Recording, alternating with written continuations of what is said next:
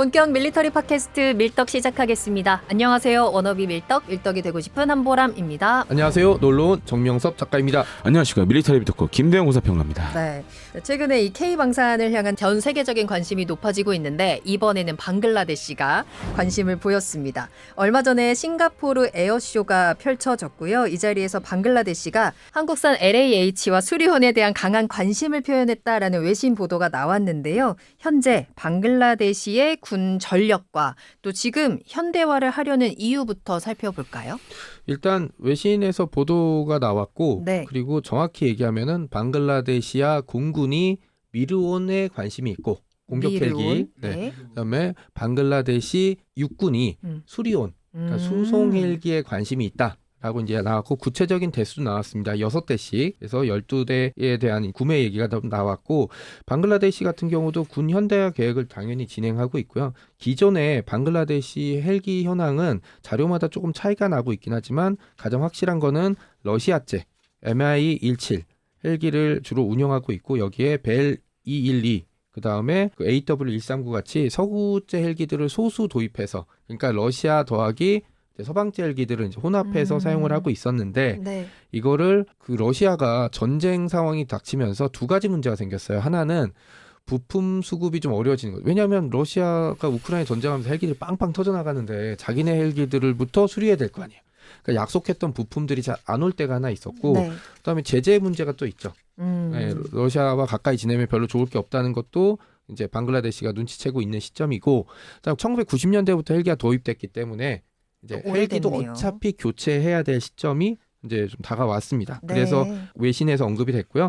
이제 구체적으로 경쟁 기종까지 나왔습니다. 경쟁 기종은 튀르키예가 최근에 개발한 T129, 그 다음에 역시 러시아제의 MI-28 하복이라고 불리는 강아지 콧구멍 같이 생긴 헬기가 있습니다. 네. 이 두 개가 이제 경쟁 기종으로 언급이 좀 되고 있습니다. 네. 그러니까 러시아 중심의 헬기들을 좀 문제가 있다 보니까 유지보수라든지 노후화를 해결하기 위해서 현대화 사업을 하고 있고 거기에 이제 우리의 경쟁 상대가 그럼 러시아제는 조금 다시 도입할 가능성은 좀 낮지 않을까요? 그러니까 그렇다면 구체적인 튀르키예가? 뭐 네. 세부적인 요구 조건이나 이런 어떤 걸 원하는지가 정확히 나와 있진 않았지만 그래요? 튀르키예와 러시아제 헬기는 전형적인 텐덤 좌석입니다. 그러니까 앞뒤로 앉아 있는 네. 2인용인데 이 미론 같은 경우는 좌우로 앉아 있어요. 그러니까 두 개가 사실 경쟁 기종이라고 보기에는 좀 애매한 용도가 좀 다른 부분인데 네. 근데 미론이라고 콕 집어서 얘기했단 말이에요.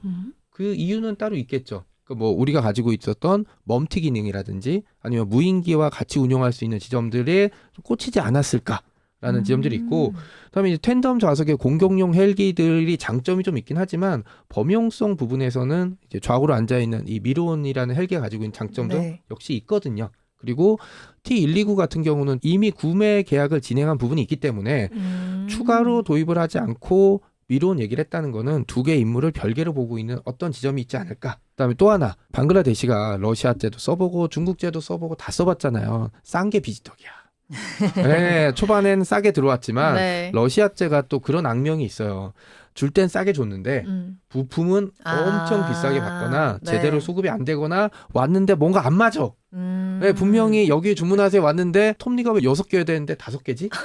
뭐 이런 경우도 사실 배제할 수가 없고 네, 네. 이걸 방글라데시가 충분히 겪어봤다면 서방제로 갈아타는데 네. 운용이라든지 이런 게 좀 비용이 적게 들고 유지보수가 쉬운 한국제 한번 선택해볼까? 이럴 가능성도 되게 높죠.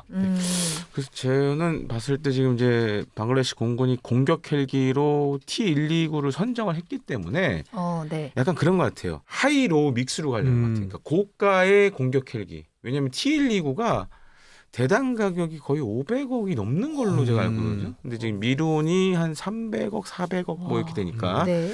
그러면은 이제 공격 전용 헬기로 T129 쓰고 보조로 예를 들어서 이제 미론 수영무전 헬기를 이렇게 같이 이렇게 믹스해서 쓸 가능성도 있고 또 한 가지는 이게 사실은 어디서 나왔냐? 우리 녹화하기 몇 주 전에 이제 싱가포르에서 좀 에어쇼가 크게 있었어요. 이제 2년에 한 번씩 하는데 싱가포르 에어쇼 때 그 저도 아는 기자예요. 이거 기사 쓰는 애를 저도 이제 몇 년 전에 지금도 간혹 연락을 하고 그러는데 싱가포르에 있는 에이비에이션 위크 기자가 이거 썼어요. 그래서 관심이 있다. 그리고 한번 가서 뭐 타보고 이럴 가능성이 있다라고 이제 썼기 때문에 뭐 아예 틀린 얘기는 아닌 것 같아요. 그래서 이제 그런 측면에서는 좀 기대가 되고 또 한 가지는 이제 수리용 같은 경우에는 네.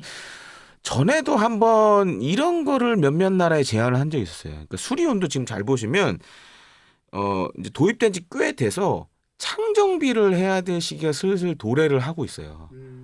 그래서 새 거 말고 우리 육군이 쓰던 거를 창정비해서 파는 것도 한번 몇 나라에 제안을 한 적이 있어요. 그러니까 어차피 우리 육군 입장에서는 아니 뭐 이거 새 거로 또 바꾸면 좋지 이제 그쵸. 이렇게 될 수 있고 네. 그다음에 그렇게 되면 좀 가격이 좀 저렴해질 수 있고 그러니까 방글라데시 같은 나라들 입장에서 봤을 때는 나쁘지 않죠. 그러네요. 어차피 헬기는 수리만 잘하면 네네. 한 30년 쓰니까 오. 그런 측면에서도 이제 좀 제안을 한 거 아닌가 좀 이렇게 생각이 되죠. 알겠습니다. 자, 그렇다면 방글라데시가 원하는 뭐 핵심적인 요구 조건이란 어떤 게 있을까요? 아까 말씀드렸던 대로 제 추측에는 미론과 소련이 관심이 있다는 거는 네. 서방제 헬기를 본격적으로 한번 도입해보고 싶다라는 그런 거. 도입 대수가 많지 않은 걸 보면 한번 테스트 베드 성격도 한번 있는 것 같고 네. 그다음에 서방제가 가지고 있는 장점들이 있잖아요.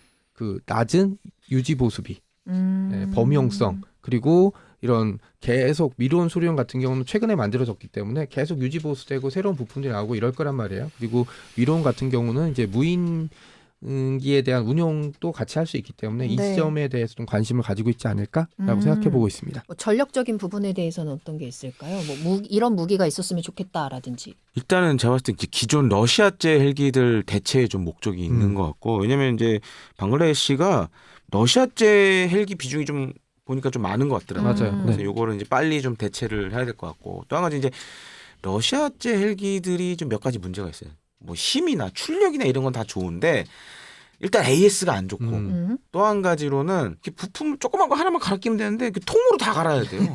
그게 비싸죠. 이제 그런 문제도 있고 또 한 가지로는 아무래도 이제 뭐 전반적으로 전 세계 헬기, 군용 헬기들의 지금 트렌드가 이제 유무인 복합으로 가고 있기 때문에 이제 그런 측면에서도 좀 새로운 헬기를 좀 도입하려는 거 아니냐라고 네네. 좀 생각이 됩니다. 대전차 미사일 같은 경우도 네. 이제 국내에서 개발한 이제 천검 뭐 이런 것들을 같이 운용할 수 있는 지점들이 있고 아까 말씀하신 대로 유무인 복합 운용 능력은 하복이나 T129가 가질 수 없는 장점이기 때문에 이 지점도 좀 주목하고 있지 않나 뭐 이렇게 보고 있습니다. 오히려 그냥 기존 헬기 교체, 교체하고 T129하고 약간 이제 하이로 믹스, 그러니까 네. 고가 저가로 섞어서 좀 쓰려는 게 아닌가라는 생각이 좀 많이 들죠. 예. 그렇군요. 예. 그래서 현재 방글라데시아 해군은 중국제 비율이 좀 높고 육군과 공군은 러시아제 무기 체계로 운영이 되고 있다는데 이번에 한국산을 관심을 갖게 된 이유가 궁금하고요. 만약에 군사 협력이 진행된다라고 하면 어떤 점들을 기대할 수 있을까요? 일단 말씀하신 대로 전차 같은 경우는 중국제로 도배가 돼 있고요. 네. 전투기와 헬기는 이제 러시아제, 중국제 그리고 해군 역시 중국제 호위함과 잠수함이 주력입니다. 그런 상황에서 그 한국제, 방글라데시 입장에서 좀 낯선 이제 무기 체계잖아요. 낯선 나라일지는 모르겠지만 무기 체계를 들여왔다는 얘기는 이제 기존의 무기 체계가 불만스러웠던 지점이 있었던 거죠. 예, 중국제랑 뭐 러시아제 써보니까 네. 뭐 수십 년 동안 써왔지만 이런 문제점이 있다는 거는 방글라데시 자체 내에서 너무나 잘 알고 있을 거고 이 문제를 타개하기 위해서 한국산 헬기를 도입하는 게 그냥 6대 도입하는 게 아니라 어떤 거대한 도입 사업이나 개량 사업의 시작점이라고 볼 수 있는 지점들이 있고 최근에 방글라데시, 그러니까 2024년에 몬순 혁명이라고 부르는 게 일어났어요. 기존의 독재자가 쫓겨나고 예, 그리고 새로 이제 임시 총리로 됐던 인물이 좀 주목해봐야 되는데 네. 무하마드 유누스가 어떤 인물이냐면 그 미국 밴더빌트 대학에서 유학을 했고요. 그리고 빈민들을 위해서 그라민 은행이라는 걸 만들어서 2006년에 노벨 평화상을 받았어요. 그러니까 이 인물의 성향 자체는 서방과 가깝죠. 그리고 이제 정치 체계가 이제 한 번 확 뒤집어지면서 여기도 진짜 사망자가 10,000명 단위로 나왔어요. 그러니까 기존의 정권이 완전히 탈바꿈이 되면서 무기 도입 사업선도 기존의 중국이나 러시아에서 서방제로 좀 갈아타야 되지 않을까? 그런 어떤 여러 가지 정치적인, 왜냐하면 네. 무기 도입은 네. 정치저와 전혀 뗄래야 뗄 수 없는 지점들이거든요. 이런 지점까지 좀 생각한다면 네. 그냥 단순히 6대 사는 게 아니라 야, 앞으로 우리 서방제 살 건데 그래 네. 한국산 헬기 맛도 한번 먼저 보자. 시작하게 되면 방글라데시란 새로운 시장이 생기는 거고 네. 방글라데시가 우리랑 전혀 방산 시장에서 관련 없는 나라는 아니에요. 방가반두라고 예전에 우리나라 호위함을 한 척 가져간 적이 있죠. 그러니까 옛날 관계가 다시 복원된다. 이렇게 보셔도 됩니다. 네. 그렇구나. 이 한국산 헬기가 수출된 적이 지금까지 없다는데 그것도 맞아요? 아니 이라크 수출됐어요. 이라크 수출했어요. 그래서 그 수리온 개량형 같은 게 나갔고 수리온이 원래 이제 필리핀에 좀 어필을 했었는데 잘 안 됐고 그래서 지금 필리핀 같은 경우는 이제 S70i 폴란드에서 만드는 이제 블랙호크를 사가고 있고 네. 그다음에 이제 뭐 아까도 말씀드렸지만 사실 요런 방글라데시 같은 나라도 이제 돈이 많지 않다 보니까 그렇지. 그래서 이제 중국 쓰던 우리 수리온을 약간 손봐서 파는 것도 사실 많이 제한을 하고 있어요. 그렇죠. 예. 알겠습니다. 자, 방글라데시가 한국의 미르온 그리고 수리온에 대해서 강한 관심을 갖고 있다라는 소식에 대해서 이야기를 나눠봤고요. 방글라데시가 다시 한번 그 문을 열어줄지 한번 기대와 응원을 하면서 지켜보도록 하겠습니다. 여러분들께서도 응원의 댓글 많이 남겨주시길 바랄게요.